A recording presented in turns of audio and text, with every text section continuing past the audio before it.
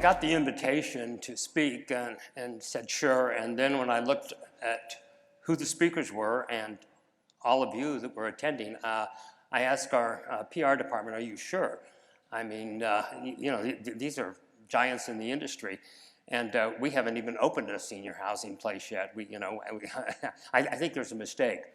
But they said no, and after hearing Dwayne this morning, I realized they've put a cast of disruptors up before you, so I fit right in there.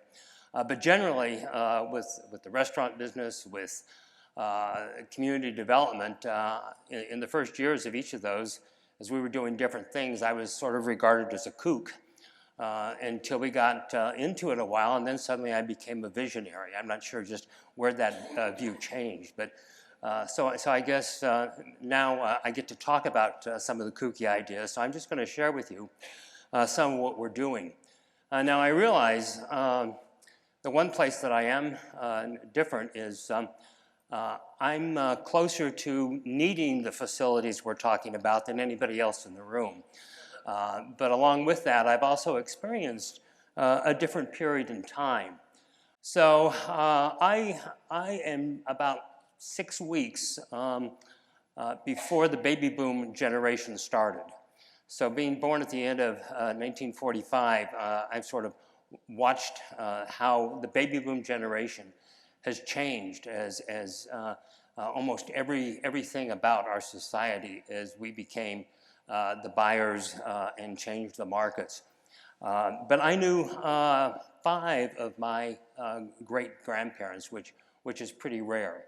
My grandmother totally influenced me. In fact, all of these women convinced me that I was something very special as I was growing up. And I thought that until I got married, of course. Living intergenerational was very common. In 1932, when my great-granddad died from a heart attack from losing everything during the Great Depression, my grandparents moved in to the house that he had been raised in. Now imagine, I have a lot of respect for my grandmother who moved into her mother-in-law's house. Now I saw them both. My great-grandmother died when I was 14, so I watched them. And I never saw them have a cup of coffee together, but I also never heard them say a cross word about one another. So incredible living. And then in 1946, my grandmother's father had a stroke, and she moved her parents into that house where her mother-in-law was still very present. And so imagine that today. And then some various circumstances, we moved into that house when I was about 4 years old. And so I grew up in a house with 3 great-grandparents, 2 grandparents, and my parents. So a very unusual outlook has prepared me for what we're talking about today. You know, in the 1940s, 50s, there wasn't any choice. If you had elders that needed care, you moved them into the home. We didn't have these places. And so as I've thought about this, what was good about then and compared to what we have today? Now, I left Colorado. We were a generational family, settled Boulder County from the 1860s, various branches. And I ran off to the University of Colorado to be an architect, and then with Stouffer's Food Corporation in their corporate headquarters, and then they moved me to Atlanta when I decided to step off the corporate treadmill. And in '73, I opened a restaurant in Midtown Atlanta when it was full of parking lots, drug dealers, prostitutes, but I could afford the rent. We ushered in back then what's very common today. It was casual dining, but with all the trappings of a fine restaurant. We were bringing fresh food in from local farmers. Can you imagine that? It was very unusual in 1970. We didn't have reservations. We became known as this incredible restaurant. The second restaurant was at a retail, and we were some of the beginning of hospitality being a source that brought developments and what have you together.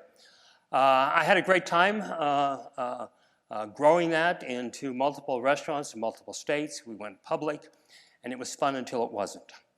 While I was in that treadmill, what I call the treadmill of life, serving on all the great boards, showing up at all the right parties, we bought a farm on the outskirts of Atlanta as our weekend farm. And it was just one of those things that just happened. I thought it was great real estate. It was an afternoon drive to see rural country, called to say, we're not interested in buying anything, but if you have farm animals, could I pull in and show my darling daughters? And anyone with something for sale says, come on. We showed up, the Shetland pony was saddled, and we bought the farm. We rented the main historic house out. My wife fixed this shack in the back in case we ever wanted to spend the night. To my surprise, it's where the family wanted to spend every weekend. Now, we had a great house in Ansley Park, right on the edge of, right in Atlanta, big pool, you know, huge Barbie room, everything money could buy, and they wanted to come out here to the shack on weekends. Now, that was a value shift, and I think for the first time since the pandemic, people sort of understand it, where you reevaluate your life, what's really important. And that's what I went through. And so in '94, I cashed out, and we retired full-time, restored the old house. Life was great.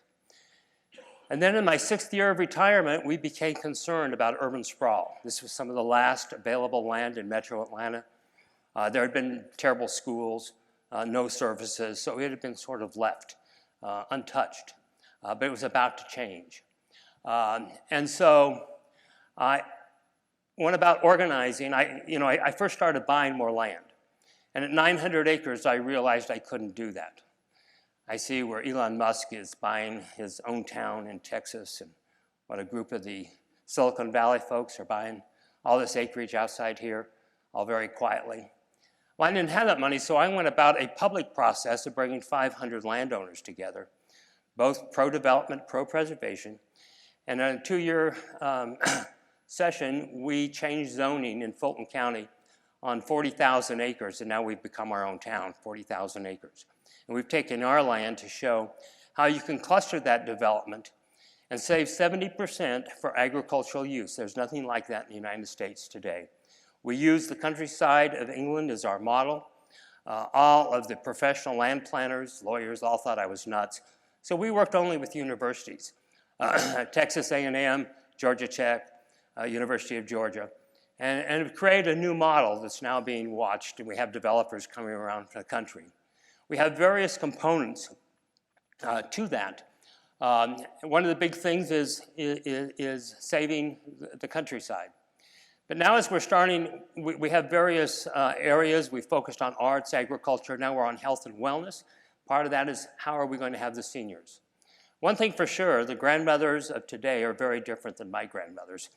And all the elders have a very different self-image as we move into elderhood. So you see, this is, we have this area, we deal with arts, agriculture, health, play, education in all various different ways. This looks very different than most models you see because it's set up with wandering streets and a grid so we keep people active as to where they walk.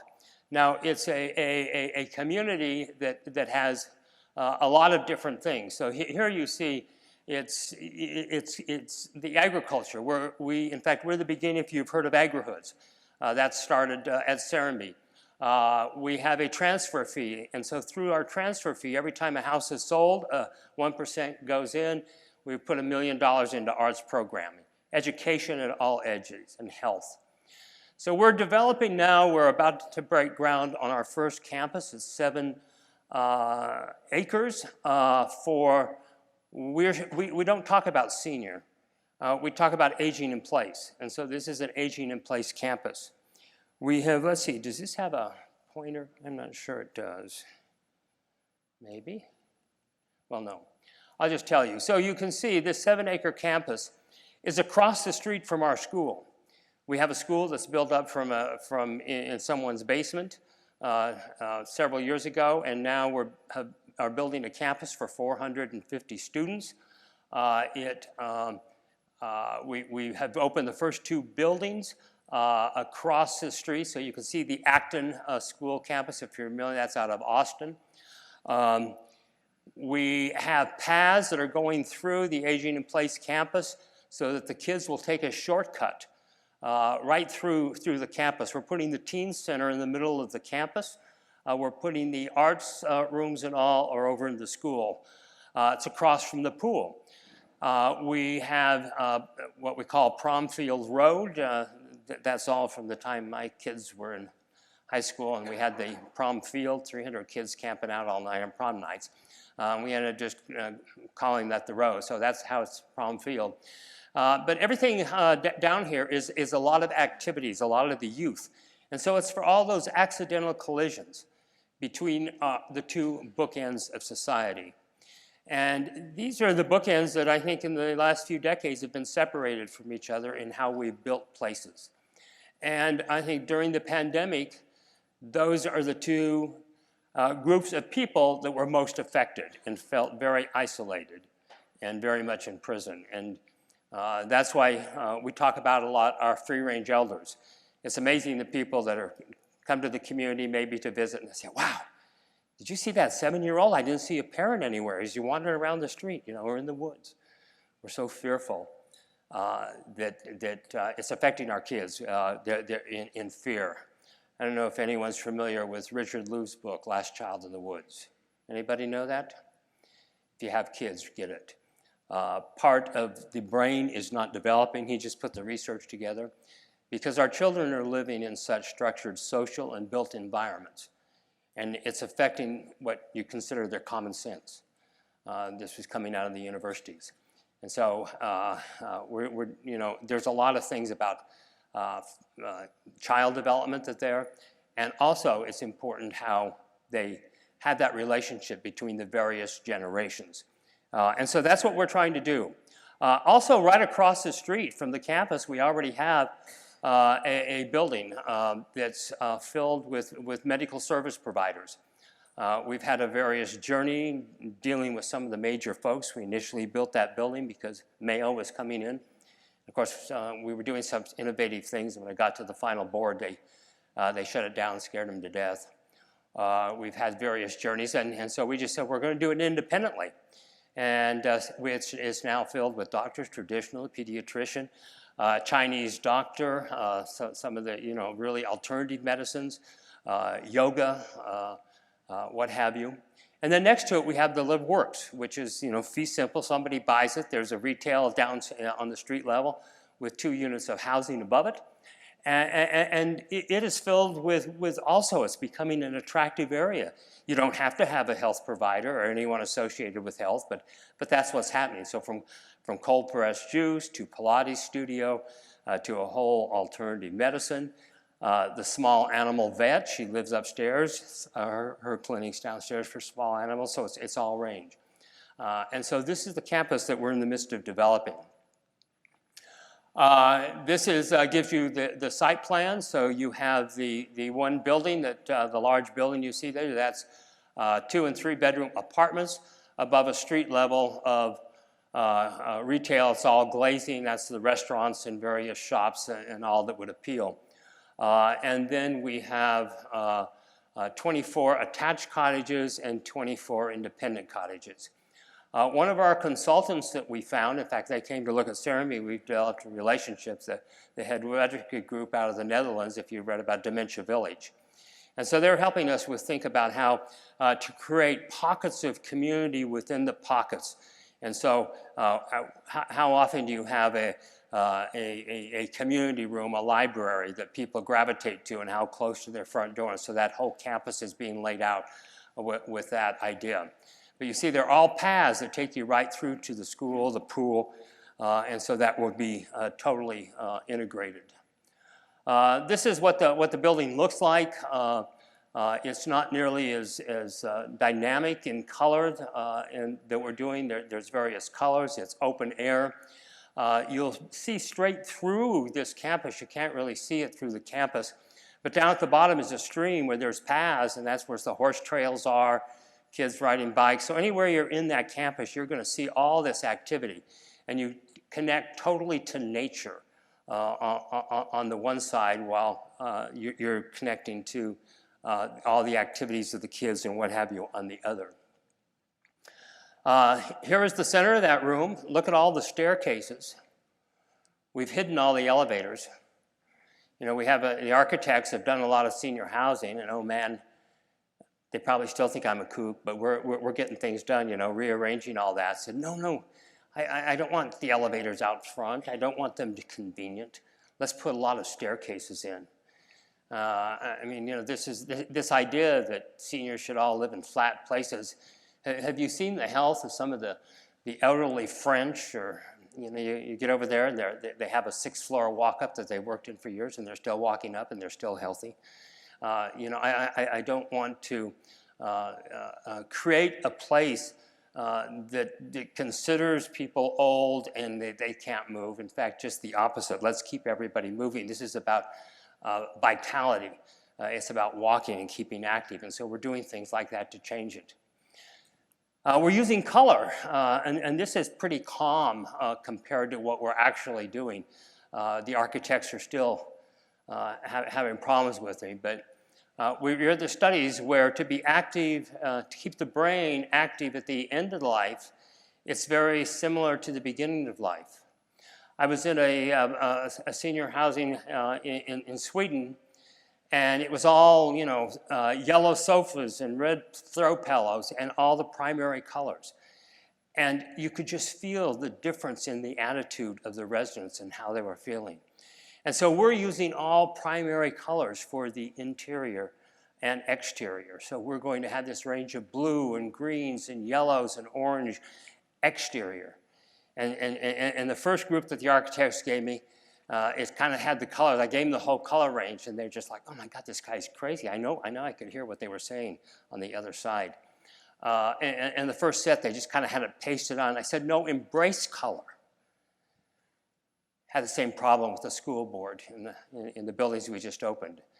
You know, the first renderings with the architect and all, they came back this, you know, kind of green and kind of boring colors. And I said, no, we're going to do purple and orange and bright blue and yellow. And oh my God, the head of the school board just, we can't do that. It's awful. Who's ever done that? And I said, precisely. We're going to do it. We've opened those schools. It's the bright colors. And by the time the colors started going on the outside, they all decided it was so great. Now, I wasn't saying what the inside had to be, that they brought all the colors inside. We just opened it last month, and wow, how exciting it is. Also has the first Tesla solar shingles on a commercial building anywhere in the world. Totally environmental, the whole building. Totally generates its own energy. The kids can go to their laptop and see how their building's performing. All geothermal. So we're at the forefront of environment as well as we do all these things. But color, you know, I see so many places that advertise about, you know, the luxury. And I'm not sure when you're in your 80s and 90s, it's luxury that excites you. And so we're doing something different. We'll see how it works out. I'm not sure of anyone here that's doing that. So with our aging in place, we've, it's integrated into the larger community. We're not, it's right in the middle. We're running we're having one restaurant in the thing, but we're running to shuttle all of our restaurants. We have 5 restaurants, another 11 on the drawing boards. And so if everyone's seated somewhere between 5 and 6 o'clock, we have a food card that works there. In talking, we talked to a lot of the big senior housing people and people in the residence. And one of the frustrating things was food service. And I ate in some of those places, and the food was darn good. But yet residents complained. And the food and beverage manager was frustrated. We do all this stuff, and look at it. They're never happy. We have these... And I realized it wasn't the food, it was the buying power that no one had quite identified. But that idea that you can go to any restaurant, and the staff's nice, but there's different from when you're trying to earn their repeat business. it's that subtle, slight feeling that you're feeling. And so for that, you know, the restaurants can compete with each other for that 5 to 6 o'clock, that early seating. And let's see how that goes and how different that feels. So integrated into the larger community. We have all these incredible arts. I mean, some of the finest arts coming from, we have the groups from New York and San Francisco and plays and the contemporary group at the Atlanta Ballet House there. We have a arts campus and we have visiting artists 52 weeks a year. This is all open. You're just part of the whole community. It's totally integrated. Connected to nature. I mean, the paths are right there. It's on the edge of the campus. You'll be in nature all the time. Nature is so important. We've seen some of the studies coming out, especially after the pandemic. Primary colors, exterior and interior. Available and inviting stairs and hidden elevators. We're going to keep them active in many ways. We've decoupled the services, and this is one of the biggest things that we're dealing with. We found that a lot of the federal regulations are driving the costs up. And so and you can't even have common ownership. So we're doing a hospitality company, a housing company, bringing in a medical company, home care. And so it's going to act like it's just part of the town. And all these services are available for anybody in the town. Now this is an all rent, so we're going to have a concierge, and a lot of these services are built into your rent. But there's no age restrictions either. Now, you probably wouldn't come here to pay the rate unless you needed some of these services. Next door, we're building a 50-unit apartment building just at rate.